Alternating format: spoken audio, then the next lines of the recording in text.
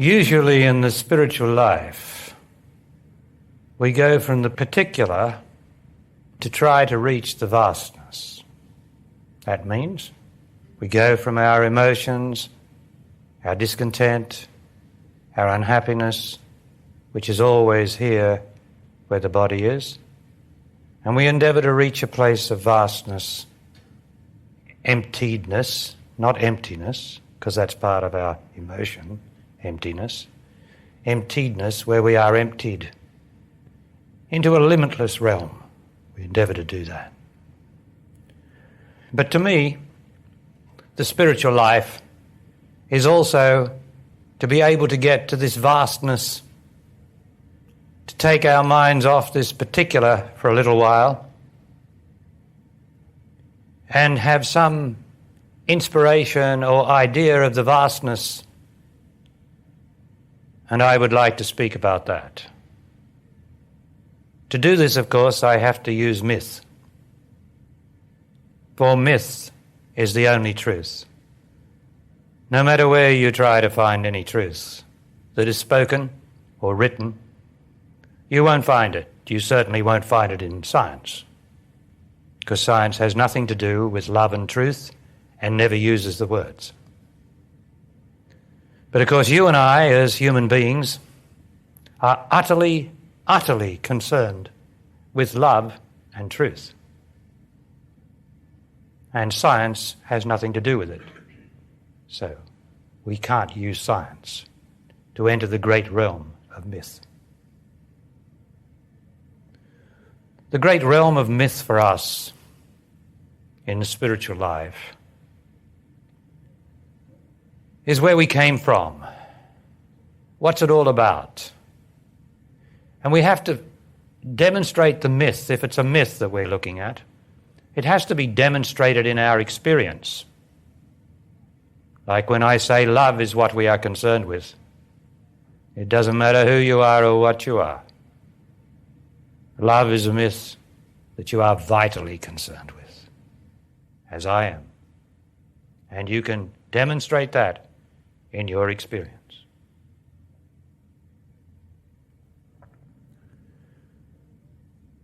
So to go into this mythic realm, I want to go into the myth, the gnostic myth, the myth of Gnosticism. Gnosticism is understood to be a heresy of the Jewish religion. As we know in our experience, the Jewish religion is pretty fundamental as a race of a religion to our culture. And it goes back many, many thousands of years. And a heresy means that the way of thinking was not following the mainstream of the Jewish religion. It stuck to it to a degree, but it was heretic in that it went off to the side, like Christianity would be a heresy of the Jewish religion, because Jesus was a Jew. Is something that the Christian church doesn't like to keep repeating. They don't like to call him a Jew. He was a rabbi, and he was a heretic. So he practiced a heresy as far as the Jews were concerned, because the Jews say he was not the Saviour, and the church says he was the Saviour. The church even has the audacity to tell me that a man called Jesus died for my sins, something that all the poor little children, like myself, tended to believe. And it's an utter lie. Nobody dies for my sins. I die for my sins, if that's the truth. That's the sort of rubbish that dogma and religion gives. But let us go back into this Gnosticism, which, as I say, is round about the, well, to me, it existed long before Jesus.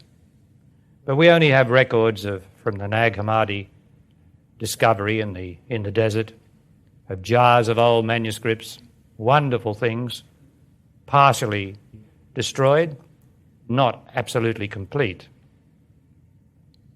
There, go back to the 2nd and 3rd centuries, which is quite a long way back. And in those there is the story of Gnosticism, as much the Gnostic myth as best that it could be presented to us. Now when you're talking myth, you have to get the idea. We're talking spiritually about myth. We're not doing translations like some scholar or something. We've got to get the idea of it in a spiritual way, because that's why we're here.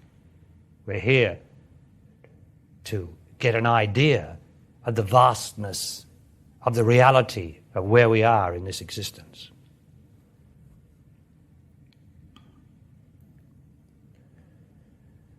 Now, if you're a scholar, I might make errors in my recounting of the Gnostic myth.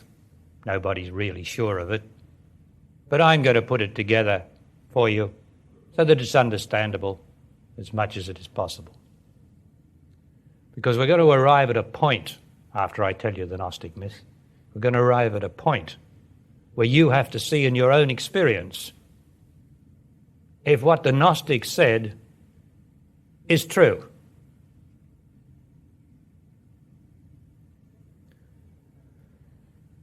According to the Gnostics, there are many, many aeons which can be equated with heavens or worlds, leading up to the limitless realm of the Most High, the Most Gracious, the Most... Even those words don't mean a thing to this lofty, incredible thing or it or what being, right? And somehow or other, wisdom, or Sophia, separated from this incredible Most High, and was female,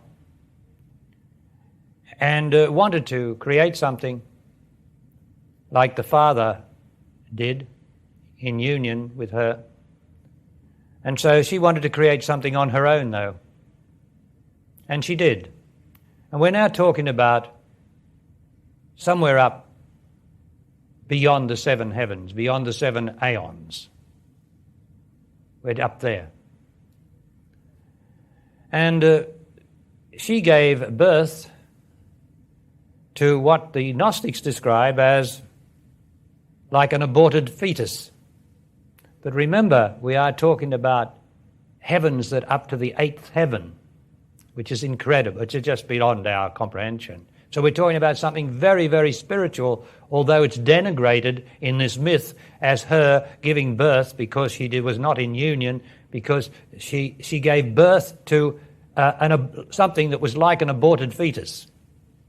But an aborted fetus at that realm and that level of spirituality or divine wonder is, of course, something very wonderful. But at any rate, it was not wholly, not complete, because it was done by wisdom on her own. And so was born, first of all, there was the chaos, which was the original state of existence, just chaos. But with the birth of this God, small g, could be capital G because it was so holy, so spiritual, from such a spiritual realm. She gave birth to Yaldabaoth. Yaldabaoth was his name, a god. And having come from such a pure and wonderful mother, he had a great and wonderful power and purity in him, and yet he was not complete. And he was born into matter, because chaos became matter with his birth. And he looked around, And he thought that he was the God, the only God. Just as the Jewish religion says, I am the Lord thy God, and there is no other greater than me, saith Baal, who was ignorant of all the realms beyond, and the great Father beyond that. So Baal thought he was the Father. And he set about creating this existence. He also created several angels, assistants, and those sort of things, those ugly little cherubims and things, those babies that look around with an evil look on their face. But I think the artists seem to do that. Yeah, they ever thought an angel could look like those? They're like some of our kids, aren't they, when they're looking really bad? Our kids are looking very emotional. At any rate, so he set about with his cronies that he had invented himself, he created them. And he set about creating man and woman, Adam and Eve, coming into the garden and saying, you mustn't eat of this tree here. You can eat of anything else in this garden, but you mustn't eat of that tree because that's the tree of knowledge. And if you eat like that, you'll become like us. That's what the Bible says, us. He and his cronies. You'll become gods like us. And we don't want that happening. So, there's a part of the myth in which it says that the serpent came, but the serpent was really Sophia, who had regretted what she'd done, in disguise. And the serpent, Sophia, said, you eat that. You eat of that tree. He's trying to fool you because he doesn't know what he's doing. You eat of that tree and you become a god like them. So according to the Gnostics, the serpent was not Satan, but the serpent was the good one, trying to get man and woman to eat of the tree of knowledge, which would give them the opportunity to become like gods, which is a complete heresy, isn't it? Complete reversal. So they ate of the tree of knowledge, and Baal, walking through the garden, says, calling out, why didn't you hear me, Adam? And Adam says, well, I was naked. And he says, you've been eating of that tree of knowledge, haven't you? He says, yes, I have been. But she did it. Man always putting it on the woman. She did it. I'm not to blame. Not me. No, not me. That's what the self says. Not me. No.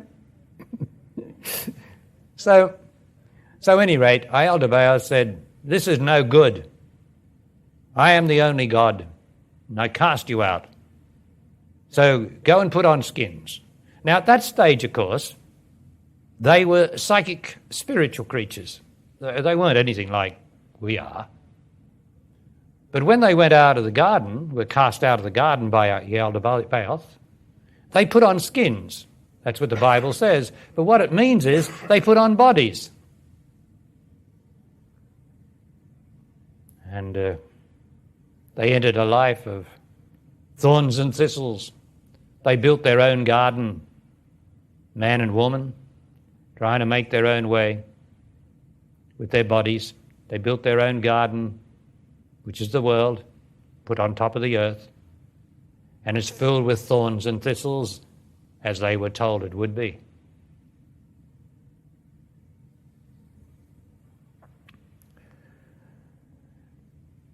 So Baal created the earth and created the created universe. The whole created universe is a created universe created by a not complete God, with wondrous powers, as you can see from the beauty of the butterfly and the wonder of the insects and the glory of the birds and the beauty of the seas and the sky, and all the beauty that we know. That is the spiritual side of Baal, who was born of such a lofty mother. And yet, his creation contains pain and unhappiness, which, because we ate of the tree of knowledge, we are able to be gods. We are able to pass through the godhood of Ayaldabaoth to the Most High, to that which is beyond, because we ate of the tree of knowledge, which he didn't want us to do. And so that is the hope that springs eternal in all of us, even in the midst of our suffering. So often we can come up and say, it's all right. That is hope that springs eternal. We are spiritual creatures, and we can reach the Most High, the limitless realm, for that is our potential. But then at the same time we are struggling with this world created by Ayaldabaoth, which created man and woman as separate bodies. Now, as soon as you create two bodies, and you put into those two bodies, each body, the desire for union with something that is beautiful, you create problems.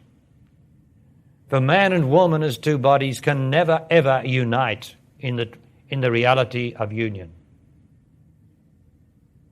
You can come together physically through your private parts and through the closeness of your flesh or your bodies, but you can never unite physically like that. And that is an enormously frustrating condition for the inner longing and desire, the spiritual desire, to be united forever, to have no separation from the beloved or from each other or from the flowers or the trees or the sparrows or anything. I do not want to be separate from anything, because that is not my nature. My nature is to be one with everything, to absolutely non-exist as a person, as an aberration, to just be one with it. What? I don't know what it is, but I just yearn and long to be one with it. Now, how can I do that in a body? Despite the beauty of the butterfly and all the nature, what would you say about this existence, the other side of it, the Ayaldabaoth, who thought he was the only God and invented it, created it? When your little child dies at age 2 or 6 months, and the mother weeps and says, why does this happen to me? When 6,000 people every 5 years are buried alive under eruptions and earthquakes in Greece or Italy or Turkey, every 5 years. You can almost put your clock by it.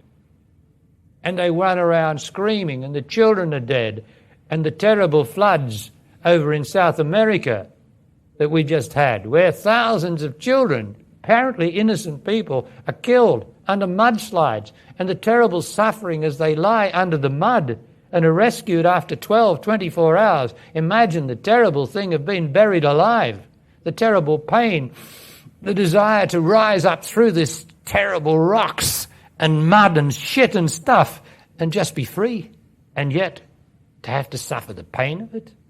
Is this good? And Ayaldabaoth looked upon his creation and said, this is good. I think the word he said was very good. And as soon as you use the word very, there's corruption. You see? This is very good. It's not very good. If it was good, it would be good. There's no such thing as very good. Aha. Right.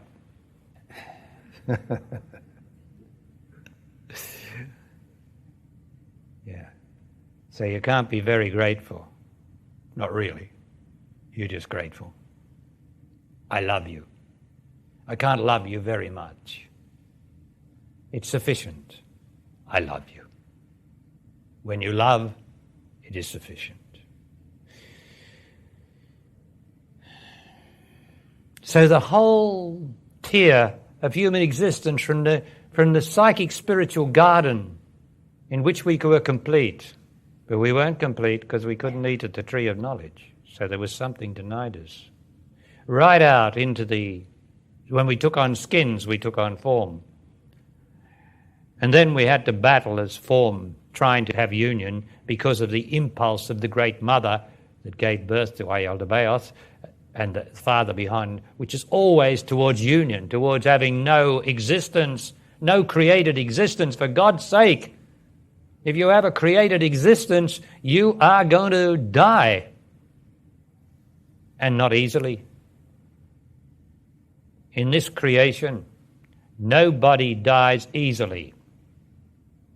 Oh, sure, you can be like Bing Crosby and have a heart attack on the 15th tee, and I suppose that's a pretty good way to go, it would seem. Or you can be in an accident, but then somebody has to come and drag your body out. Somebody who loves you. Somebody who loved Bing had to pick him up and say, my God, he's dead and I love him. Oh, the pain, oh, the horror of it. He is gone forever. So can we just look at the victim, or do we look at the victims who loved him or her? Is it a good place? Despite the butterflies and the sparrows and everything that's provided by the Spirit in the Yaldabaoth of beauty and creation, in the beauty of creation, is creation good? Or do I tread on the butterfly or tear off half its wing by accident, and all organic things must know some sort of pain. And the ants I tread on every day and destroy their nests, or get out the baygon and they don't all die. Sometimes you wish they would all die, but they don't all die because they keep coming back. And then the cancers and the AIDS and the abortions and the pain. Is it really a great creation? That's not to deny the magnificence of it, which you'll always hear me speak of. But it is possible, if only I can see the beauty and the wonder of this creation, the beauty of it, then I am going somewhere back towards where I came from, towards the Most High. For all things that are beautiful come from the Most High, from the Spirit, which was in Ayaldabaoth because he was king up to the 7th heaven. It was at the 8th heaven and beyond that his mother came from. So to acknowledge the beauty, the wonder of existence, the glory of the earth, that is spiritual. That's the spiritual side. To be enmeshed in the pain of it. I said enmeshed. I didn't say to see the pain of it. I said to be enmeshed in it. That is an emotional thing. To be attached to the unhappiness of existence. That is unholy, and that is worshipping the evil part of Ayaldabaoth, who created man and woman as separate bodies and refused them to eat of the tree of knowledge, which would make them gods like we are.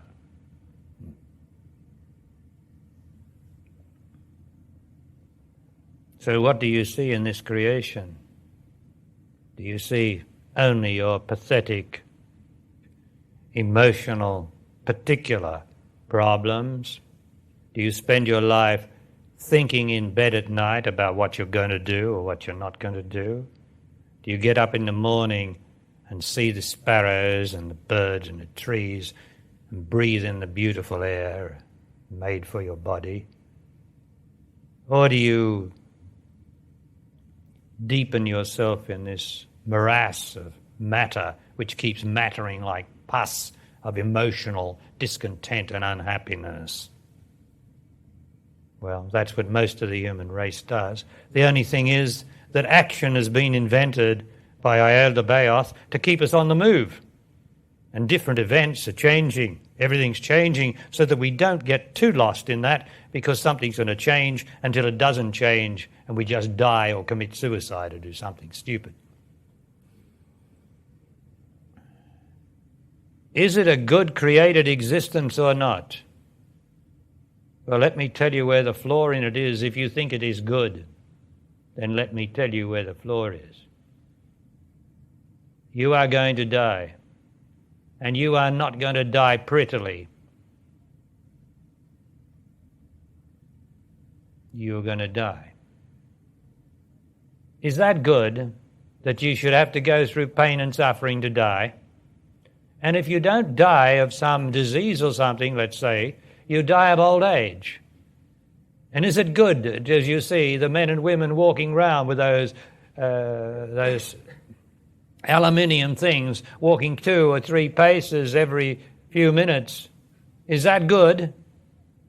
Now I'm asking you, is that good? That's going to happen to you probably, if not something else. Is that good? Are you so attached to this existence that you think it's good? Where you're separate from the beloved, where you're separate from the mother and the father that you love so much, and they go and die? Pass away? Like some dream? Where were they? Where were they? Did they ever exist? You see, this is an illusion. This is why it is called an illusion. In some quarters, it's an illusion because anything that doesn't last is an illusion, obviously. A dream's an illusion, it doesn't last. And our existence, our living as man or woman is an illusion because it doesn't last. What I want in my deepest realms within me, I want something that is not created. I want something that is. And it's no good using your scientific mind to say, well, who created what is? Rubbish. You can't use a rational mind in these realms of truth, of myth, of true myth. You have to get the idea. I want what is not created. What is. For anything that's created passes away, moves, dies, disappears.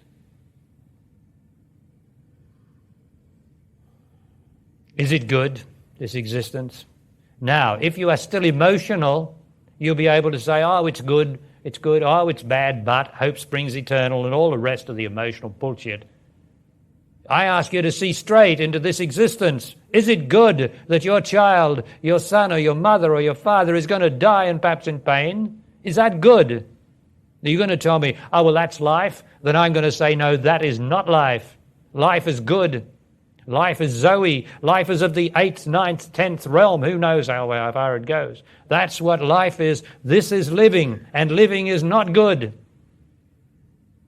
But if you still think it's good, then you will have to wait until you find out living is not good. I want something that does not live. I want life.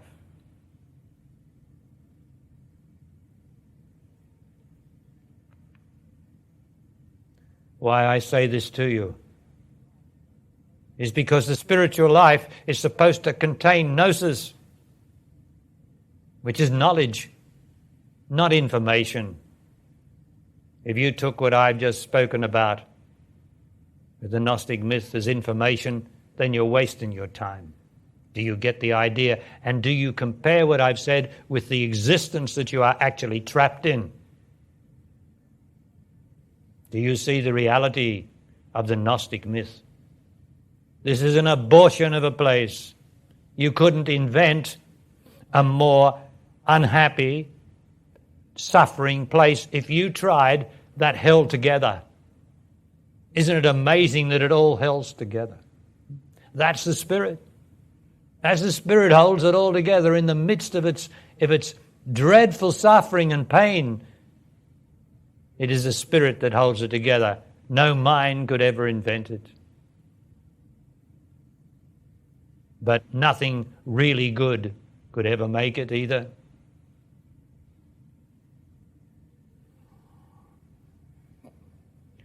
And from that, you see, from the spirit that is good and the beauty of the butterfly to the torment of emotions and unhappiness, you see the adversarial position of our way of law,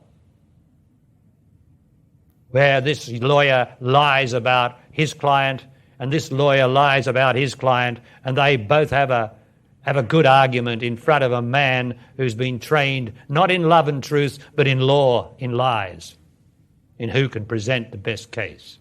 And in politics, he who last year or 3 years ago supported GST, today as the leader of the opposition says it is a dreadful thing, it's so unfair to everyone, and yet he wanted to introduce it 3-4 years ago. That's the sort of thing. That's not to blame the man. I'm just trying to show you, because the example should be shown on both sides, that this is the adversarial position that rises out of the basic difference between spirit and matter, between what is created and what is.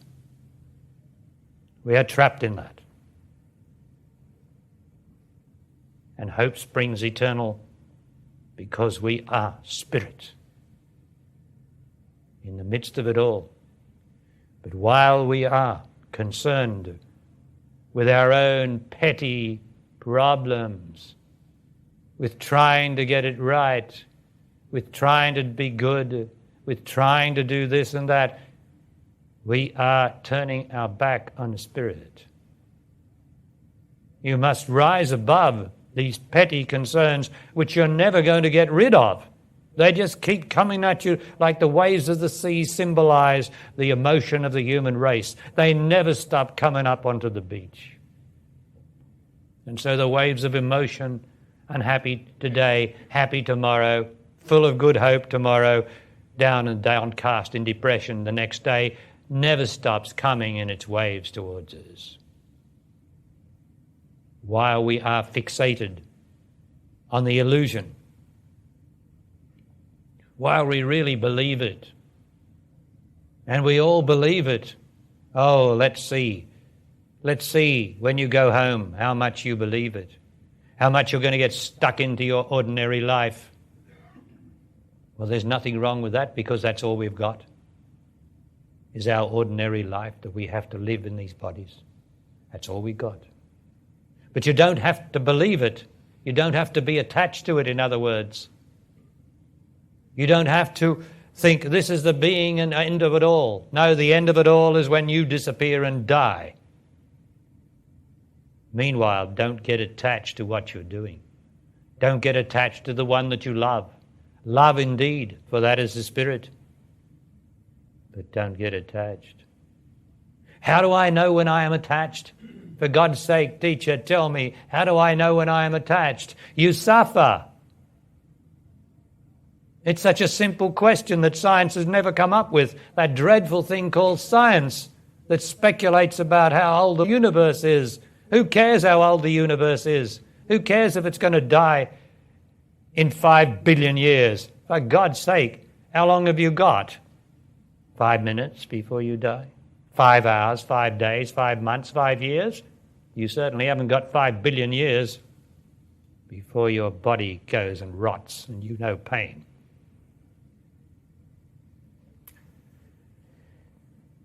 So the thing is to not be attached to this existence. Like the man who goes to work every day and leaves his children and his wife and says, oh, things are not going too well with us. You know, our love life is not much good. She doesn't let me make love to her very often. And I'm working so hard and I'm trying to keep it all together for the wife and the kids and I'm trying to do my best for her. I say, stop, you're bullshitting to me. You're attached to your work. You're giving to your work what you should be given to your love. You pull back from your work. You give up. You give something. Oh, I can't do that. You can do it. You just don't. You think you cannot do it. You're attached to your work instead of acknowledging your love. Because if you're with a woman that you love, then for God's sake, love her or leave her. Don't play around with them. And with the children, don't play around with them and show them a tired man who comes home, or a woman comes home and has to have a drink because you've had a hard day. There's no such thing as a hard day. Have you heard that before? There's no such thing as a hard day unless you're attached to what you're doing or unless you've dug a 12-foot deep trench for the whole day. That's a hard day.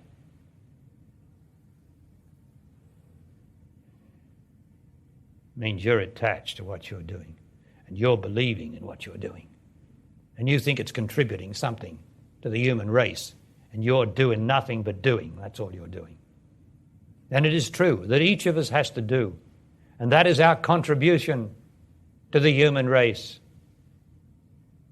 It's our contribution to what it's about. As long as you're doing, it's all right. And you can't stop doing, can you? Because even if you're sitting there in meditation and going very deep and still inside, you're still breathing, aren't you? You can't stop doing. You've got to do. And there's nothing wrong with doing, because doing is what we've got to do. You can't stop. It is necessary action, is doing. Have we got the adversarial situation of the law? Have we got that in place? Always bickering, always accusing, always blaming, never genuine. And the politics, and our own emotions, never genuine. This way today, that way tomorrow. Have we got it? Have we got the horror of death? Have we got the horror of old age, of the walking stick, of the bent-over spondylitis, of the grey-haired men and ladies, and some not so grey-haired, and some young, like this dear man over here in a wheelchair? Have we got it? Is that good? Or is that a diabolical invention, creation? Have you got it? And have you got the way out? Is to see the beauty of this place, to see the beauty within you, to be able to go into being and connect with this wonderful place inside instead of being fixated all the time on the illusion. Okay, now let's go into this place. I've said enough for now. But until the day I die, I'll still be saying it. I will break this spell that has been cast upon you. If I can, by God's will. For I can do nothing. Only the Spirit does it through me. Anything that I do that is good, the Spirit does. I do nothing. So please close the eyes.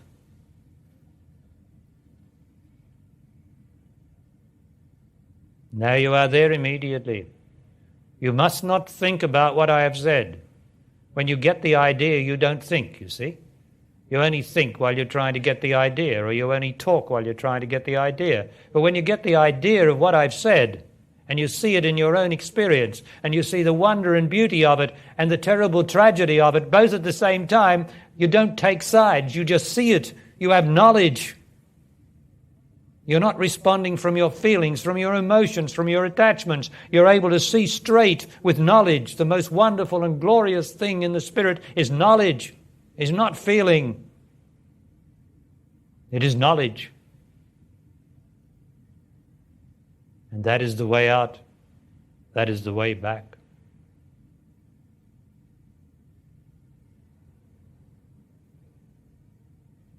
So be still. Be still. Be easy. Don't try.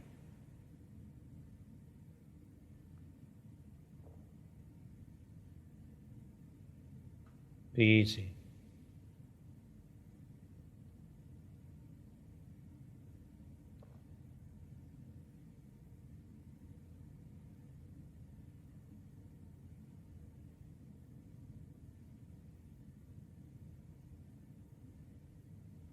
And love the stillness. Ah.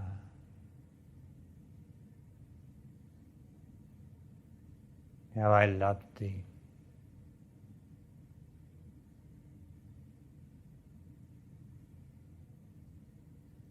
How I am thee when I am still.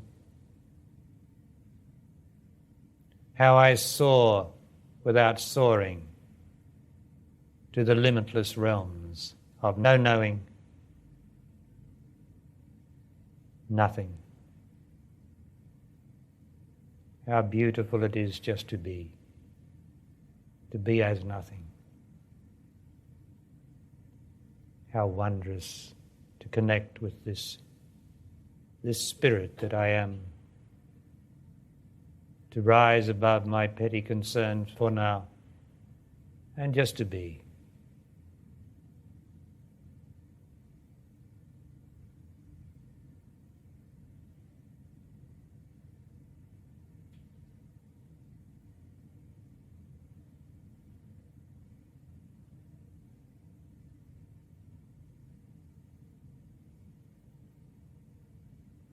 Now don't think. If you find yourself thinking, open your eyes momentarily, put yourself back, your intelligence, and return to within.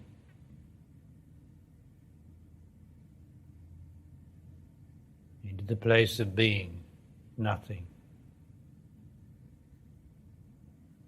Inside your skin, inside your body. Come home, come towards home.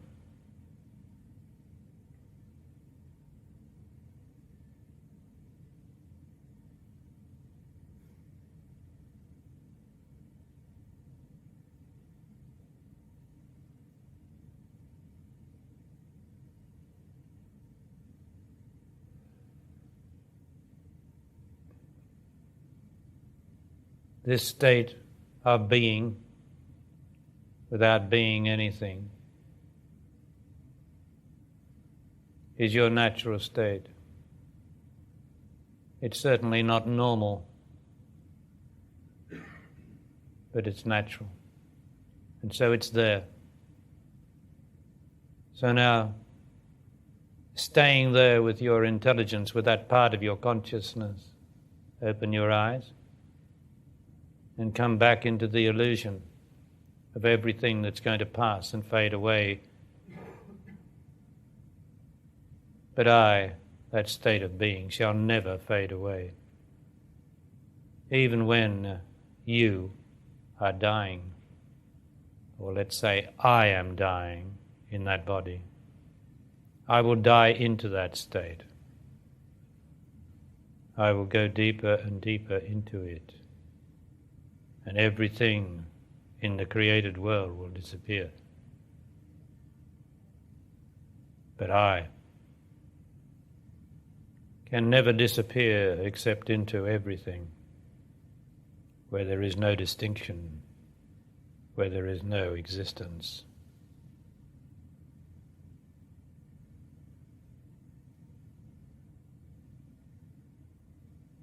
But where there is only life.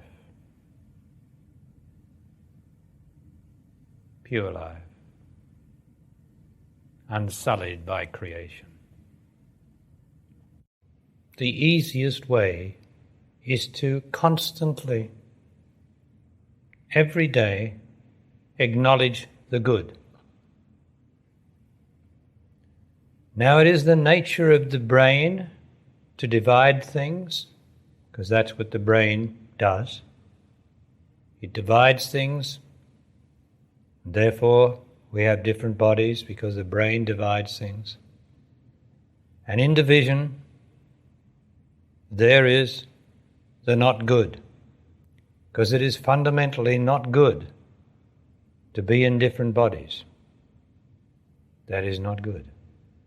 And of course, being in different bodies leads to misunderstandings between the different bodies, whether it's nations or people. And being in different bodies leads to frustration and emotion and unhappiness. And having a body makes us vulnerable to all those injuries that immobilize us, make us sick, destroy as much as it can our well-being.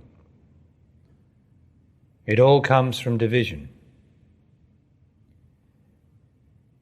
And the brain, or the self, which is a product of the brain, of this division and separation, it always acknowledges the bad, the problem.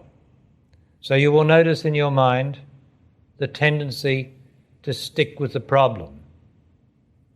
Whereas in the spiritual life, the thing is to acknowledge the good. The good in each other, the good in our life, the good now. And to truly acknowledge it, and to acknowledge it every day. Now, there are so many examples of the good. For instance, it's good that you have enough money to get through probably the next week or the next month. That's good. It's good that I have enough money to really last me out if I needed it. That's good. It's good that I have heat and warmth. That's good. It's good that I have a partner. Whoever I am, if I've got a partner, then it must be good, or I wouldn't be with this partner. It's good that I have this partner. It's good that I enjoy the sweetness in her smile, or his smile, the touch of his hand. It is good. It's good to be with each other. It's good. It's much better than not having anyone to smile at, to touch, to have breakfast with, to talk to. It's good. So when I've got it, I need to acknowledge it. How often do we not acknowledge the good that we have, which if we lost it, we would be saying, oh, if only I had it back. It's like when somebody dies. How many people say, we didn't have time to say goodbye? Now that's an example of the human mind, this human self, the spoiler. You should always have said goodbye, in the sense that you've said you love each other, in the sense that there's no more to say to each other, because every day you've already said it, I love you, or by your demonstration that you love each other. So that if they walk out the door and are killed in an accident, you don't have to say, oh, we didn't have time to say goodbye, because we did have time, and we've always had time for each other to love one another, and we both know I love you through the demonstration of that. There are so many examples of this. And have you heard me say to people who have trouble with their parents, the way to speak to parents that you have trouble with is to acknowledge the good, not to attack them for their emotionalism, not to blame them, not to accuse them. That's no good. You won't get anywhere that way. To me, the way to acknowledge my mother or my father or anyone who was kind or good to me is not to sit down in the adversarial position of the brain, which is supposed to have a left and right side, which means immediately opposites. Don't get into that. Don't get into the up and down. Don't get into the heat and cold. Don't get into the yes and no. The thing to do to deal with parents is to acknowledge the good. And that is to ask the parent to sit down. I just want to tell you something, if I may. And would you not interrupt me, because I want to tell you something very important to me. I have come to thank you. I've come to thank you for all that you've done for me. I've come to thank you for the sleepless nights you had when I was a baby or a child, how you sat up with me, how you stroked me, how you put a poultice on my leg, how you bandaged it, how you took me in your arms and said it's all right. I want to thank you. Now, have you done that? Or did you just tell them I love you, or of course I love you, Mum, or of course I love you, Dad? What's this of course bullshit? Of course, what's that mean? That means indifference and taking for granted, of course. No. I love you. I'm grateful for what you do for me. If it's a partner, I'm grateful for the way that you cook the meal. I'm grateful. I'm grateful to have you there. I'm grateful that you come through the door at night. I'm pleased to see you. Like Sarah says to me every morning, I'm pleased you're still here. She never misses a day. Do you say that? I'm so pleased that you're with me. Do you say that? I'm so grateful to have your presence. And so it is with the parents. And if you've got an auntie that looked after you, to just suddenly turn up at her door and say, would you please sit down and would you hear me through, please? No need to say anything. I'm just here to do something for me. Would you listen to me? And tell them how you appreciate their kindness and the troubles that they went to. And if you do recall any particular incident, you can say, the day that you did so and so is still deep within me. I love you. I thank you. Now that's the spiritual life as I know it. And I know the spiritual life. I know that God is good. I know that God is nothing else but the goodness in your life. I know that if you can still breathe easily, I know that that is God. I know that it is good. Anything that's good. If you enjoy your food, then that is good and that is God. I know that that is good. I know it is good to be able to walk because I know people who cannot walk, and I know it is good.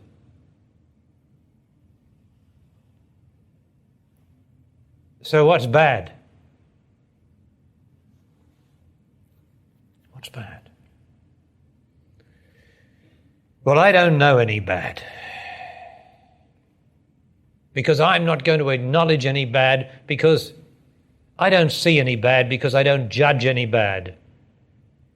I know that emotion is not good. But that doesn't mean it's bad. That just means that that's what you want. Well, you can have it. I will do my best to help you to get rid of it. But if you got it and you don't get rid of it, that's what you want. I'm not here to take from you what you want. But I can point out to you that it is not good, that it doesn't help your life, that it doesn't help your children's life, it doesn't help your partner's life, it doesn't help the universe is contaminated by your emotional unhappiness whenever it is there. But I'm not concerned with that in my life. I'm concerned with the good in my life. It is good that you are all here to me. It is good for me that you're all here. It is a service to me that you're all here. It is a service of God that you're all here to me. It is a gift. I am blessed. I am blessed in my life because I don't have any troubles in my life. I don't have any problems in my life. I just don't have any problems. I got cancer. I got all sorts of things going on from the drugs they give me. That's all in the vehicle. I am beyond the vehicle. I am in the vehicle. It is my vehicle. I am responsible for my vehicle, and that's it. But I am not my vehicle, and yet I am in it. And I am most fortunate. I am most fortunate to not have any pain now. Right? Now. Because the day will come possibly when each of us will have pain, but perhaps as it's not here, we'll never have pain. But I am so fortunate not to have any pain. I am so fortunate not to have any time, any depression. I'm so fortunate not to be emotional. I'm so fortunate. I'm just so fortunate.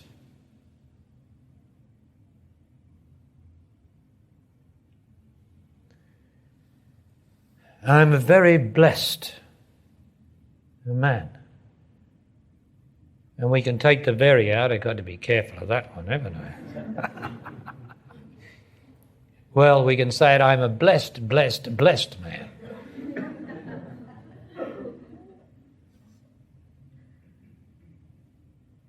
Because I acknowledge the good. That is my blessing. But by the grace of God, I acknowledge the good. I live the good by acknowledging the good, and so the good comes to me. And that is the law.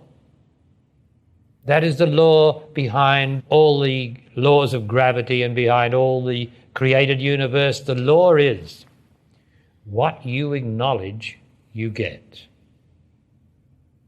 So, because I acknowledge the good, I love the good, I adore the good, because I acknowledge that, it keeps coming to me. That's the law.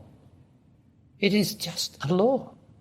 But the human race as a whole, the first thing they start to talk about as soon as you ask them how they are, they say good, thanks, and it's not long before they start acknowledging the problem, the fear, the doubt, the sad story that they've got.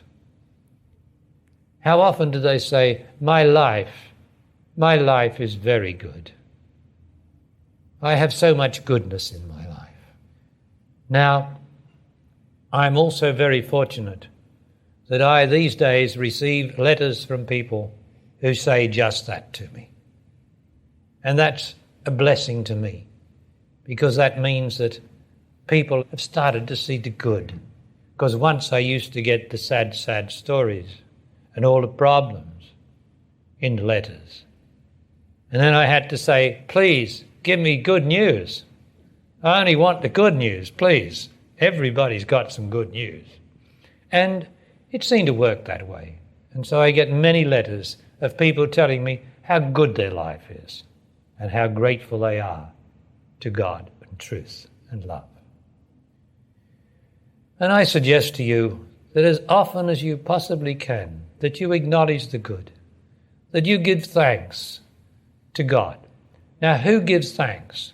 It is myself that gives thanks to who? Where is this God? Inside of me. And so it is the troublemaker that gradually starts to acknowledge that there is some good in me. And it is me inside your body. You've got the self and you've got me, which is your being, your God. And gradually the troublemaker starts to say, I think I see some good. I think I see some good. Whereas before, all it was seeing was its problems and its unhappiness and how doleful its life was and how difficult it was and what a struggle it is. What a struggle it is. Well, a struggle is only a struggle while you're struggling. And by the way of things, it is extraordinary how there is a solution to everything. You never are utterly and completely without money to buy bread, to buy something. You are never without that. Someone, even if you were deprived of every penny, someone would come up and put their arm around you and say, I know you're in trouble. Here, let me help you. Someone always comes. Have you noticed that? It is the great God that holds everything together in this chaos of pain and unhappiness. That somebody always comes. Somebody knocks on the door. Somebody is helpful. The phone rings. Something happens to hold it together for you, to show you that there is still good, still good. What I acknowledge, I get. And if I acknowledge my sadness, my emotion, my loneliness, my lack of love, then I'm afraid under the great law that you must have what you acknowledge, then you will get more of it. Now, why not work in the other direction? Why not work in the right direction? Of course, to acknowledge the good, it has to come from the whole body. You can't acknowledge the good with your head. You can't acknowledge the good with your chest. You've got to acknowledge the good with your whole body. That's why it's so essential to get into your body so that you can use this resource that we have here for gratitude, which is a system of intelligence, the whole of it. You can't use just part of it. You have to be truly acknowledging the good in your life. It is very good to have a partner.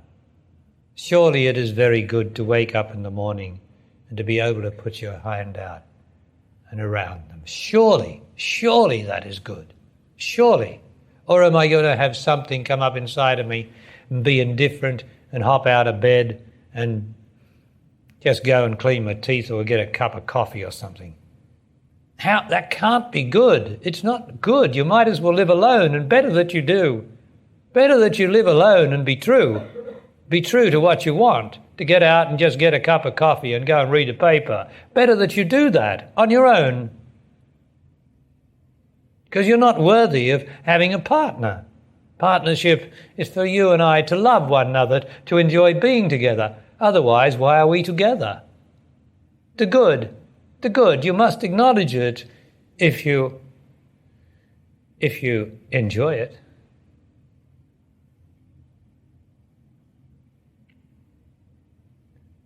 So, it's not a matter of acknowledging your blessings. Count your blessings, all these old sayings which are so true. But you can't do that. You can't do that. You can't go to your mother and father just because I said it and go and just give off a spiel. You can't do that. You've got to really see that your mother sat up with you when you couldn't even remember it, and she gave you her breast, or she gave you the milk, and she got up at night to warm the milk for you when she'd much rather be sleeping, when your father went down to the all-night chemist in the middle of the night and he had a hard time at work where he was working manually or whatever it was, and he went and did it for you. How often is that done by our parents, which we just forget like that? And if we forget it like that, what do our children do? They forget it like that. Let's turn on the computer. Let's forget. Let's forget about it. Well, I say no. You don't have to remember, but you must never forget.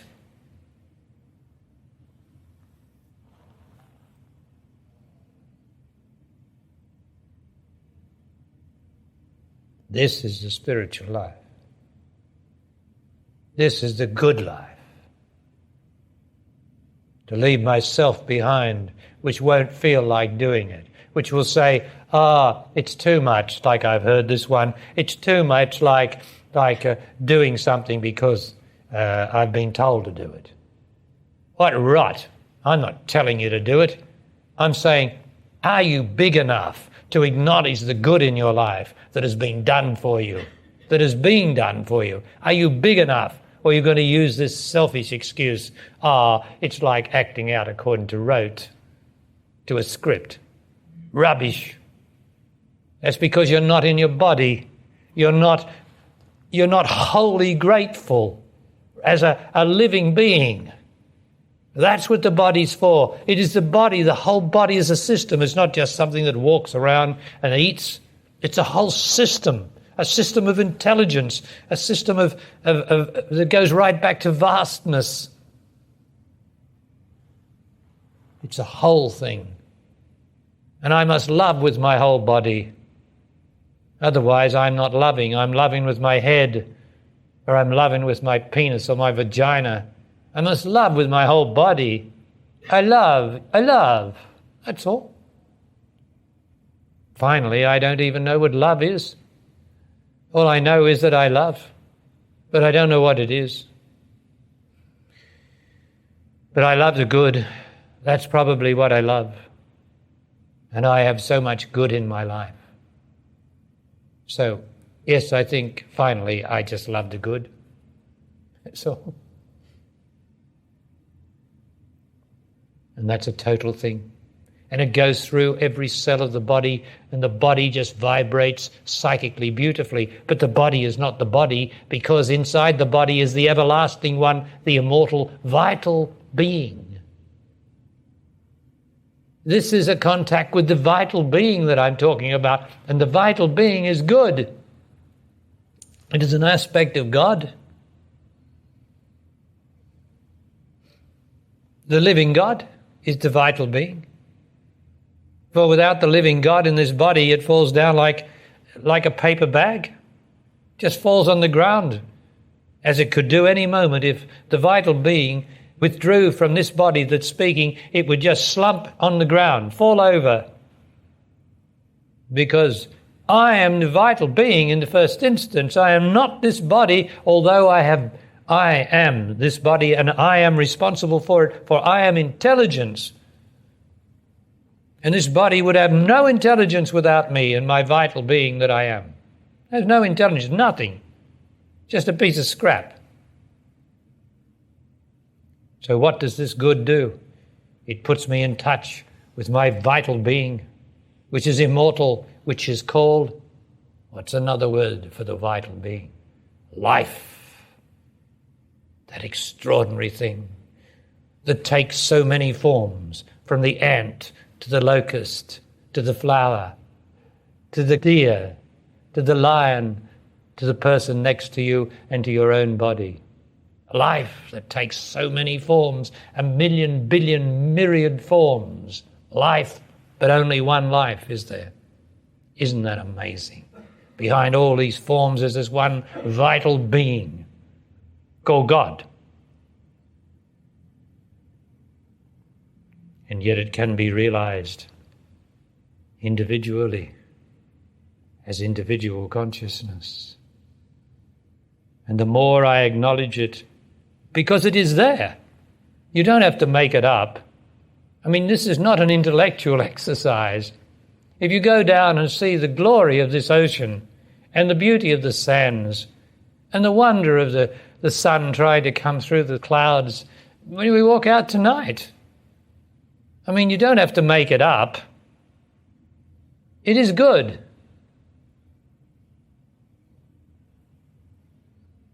And all you're doing is acknowledging the creation behind it, the spirit behind it, the wonder behind it. That's what you're acknowledging. The good. I love the good. Yeah, that's it. But I can't say what's good, except in the moment I see it, and in my life I see it. All around me. The little sparrows that come and on the veranda and just peck away and fly away. You know, that's good to be able to see those, because some people can't see them. Not that you can go into what other people have or don't have, but it is good to be able to see. So let us, in our own lives, acknowledge the good. And let us not believe anything. My goodness, you must give up belief in anything. You must know. Is the sea lovely to look at? Yes or no? Is it good to see the sea? Yes, you don't have to believe. I believe I'm seeing the sea. You see the sea, then you say, it is good. It is good. No belief. You must give up belief. We believe in everything. We believe in science. We believe in this. We believe in that. We believe in Jesus. When there's no Jesus, it's all God. Direct. No middleman. Jesus is a middleman. Because we can't stand the direct presence of the good, the God, the one and only. There's no other. No other. No middleman for me. Straight, direct, straight to the source. And it is good. That's all I know. I don't know why it's good or what's good or anything. I only know it is good. And isn't that enough? I don't have to spell it out. What is this goodness? When was it born? What was the cause of it? What is this? No, that's all intellectual rubbish and rationality. I only know that good is good. And I have extraordinary amount of good in my life and my being. Isn't that enough? And you'd be surprised how it just displaces this focus, this concentration on my pitiful self.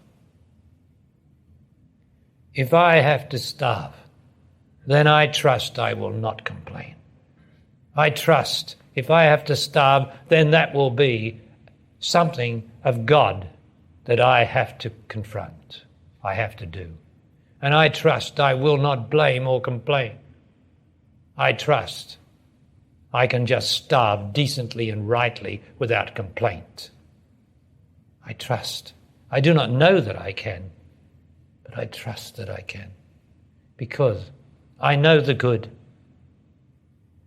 And I know the good is with me, whatever it does, for me or to me.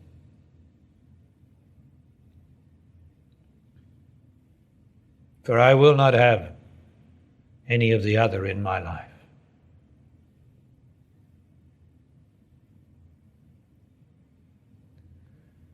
So the law is what I acknowledge I receive. And the whole human race is acknowledging the hatreds. Even that poor woman who was Clinton's lover, the way they write about her, sniggering, dirty little boys, having a little shot at her, reviewing her book, but at the same time having a shot at her, sniggering about her. All sexual sniggering. Why? Why? She's just a woman. He's just a man. And what makes the president so holy? There's nothing about the president being holy, is there? He's just a man. She's just a woman. Well, what are we sniggering about? Disgusting. But that's because we are controlled by our self, our hypocritical self. We could only see into the journalist's life of what he's up to or she's up to. And there they are condemning people and being holier than everybody. Disgusting. We're just people. We're just people. We're all in the same boat. Oh, I wouldn't do that. Oh, I couldn't do that. Ah, you'd be surprised what you could do or have to do if you have to. Or what you've already done. Yes. But the whole world acknowledges the bad. So we have the position with Iraq. There we have all the oil wells set alight on this planet as a sort of act of spite by the retreating Iraqis. And all the sea life in that particular area destroyed, and everywhere destroyed with a great, great act against humanity, against the planet, an extraordinary act against the planet. But what was the cause of that? Was it this dictator, or whatever you call him? Was it him? Or was it the British and the French that set up in the beginning the state of Iraq, drawing its borders and not allowing it some sea port, so that it's landlocked to contain something according to its corporate interests of profit and power? Are they to blame for the oil that destroyed everything? Because the country had to spread out to try to get back its seaport, because the British had established a tyrannical dynasty of family of autocrats and called it Kuwait and cut off the Iraqis.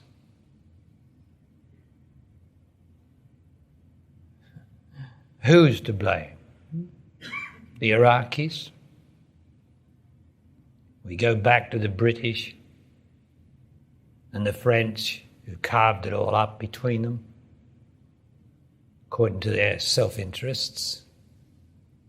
And we just see everything being a cause and effect, an effect of another cause. And you go back and you find that effect was the effect of another cause behind it, of the greed and selfishness of nation and men who do not love God and women who do not love God and have no sense of true justice, because they are not just to their own being, they are not just to any other being, except it profit them.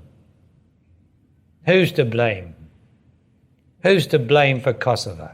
My God, who's to blame? We can't blame anyone because it goes back to our own selfishness, to our own self, to the self that this world consists of, that will never get any better. We all hope it'll get better. We all think it gets better because it becomes more convenient for us. But that's not better. Convenient is not better. Good is better. And people try to be good. They try to do the best they can, and for every action of goodness, bang, up comes an effect, a side effect of not so goodness. Because it is all self, a whole stinking lot of it. And we try, because we are spirit, we do our best. But do we do our best? Are we doing our best in the right direction? Is everyone doing their best by accumulating more money, more power, more this, more that? Or is to do your best simply to be the master of your selfishness? Isn't that doing the best? To be the master of my selfishness here, isn't that the best? Not outside of me, not trying to right the world by drawing up plans and things where I have the power to do it, like the British and the French did in the Middle East. Not like that. And they're not to blame either, because if we look behind it, we'll find some other cause of that effect. The original cause of all unhappiness on earth is myself. And myself, there might be 6 billion selves, but it's all one self of one unhappiness, one wanting, one trying, one non-surrender to the good which is within me. As the Gyaldabaoth principle shows, the heavenly divine beauty which is this life on earth and the corruption, the aborted fetus of the self. One horrible, gigantic, massive self expressing itself through 6 billion life forms. And all I can do to change it is to change it here within this body. I cannot change anyone else unless that happens. First, I must change it here. This is the place of selfishness in this body. This is where I can address it here. And when I address it here, of course, behind this body, which of course I'm talking about your body as well as mine, is this vast opening, cone opening up and out into extraordinary levels of psyche and spiritual realms and unlimited realms of knowledge and life. And by just changing it here, I have an effect in the psyche somewhere. And it does some good, which I don't know about and I don't need to know about. The only thing I know about is that it is good. That's all. What is good? It is good. That's all I can say. It is good. Now let us go into this place of good, please. Now let us be easy. Let us know that everything is an effect of an effect of an effect of an effect. And when we try to use the word cause and effect, it's rubbish. The cause is the original separation from God. That's the original cause. And from that, like waves coming up on the beach, effect after effect after effect. And it always gets worse. Worse means further and further away from God the good. Further away from the good and more problems. More and more problems. Less and less harmony. That's what it means to be separate from the good, separate from God. And the whole world has got more and more problems than it's ever had. because the original error, wherever it happened, was to leave God. Well, it is possible to be one with God, one with the good. It is possible because we are spirit. And the spirit comes straight from God or is God. And so therefore in our very being here, through our very vital being, for our very life, we have the means of returning immediately to the beginning, which is the cause, to God. So let us go into that place, please, where the beginning of it is our own being. Close the eyes, please. Immediately straight in it. Don't get into any meditative position. Just do it. Boom. Ah, you were there all the time, you see. Ah, I was there all the time. All the time he was talking. I was there. It is good. I don't know what good is. I don't know what to know. I only know this is good. By wanting to know anything, I'm going to lose it. I don't want to know. I only know it's good, and that's knowledge. Direct, immediate, now knowledge. It is good. Ah, yes, and it's in me. It is in me. And if it's in me, then I must be that. Ah, wonder of wonders. Wonder of wonders.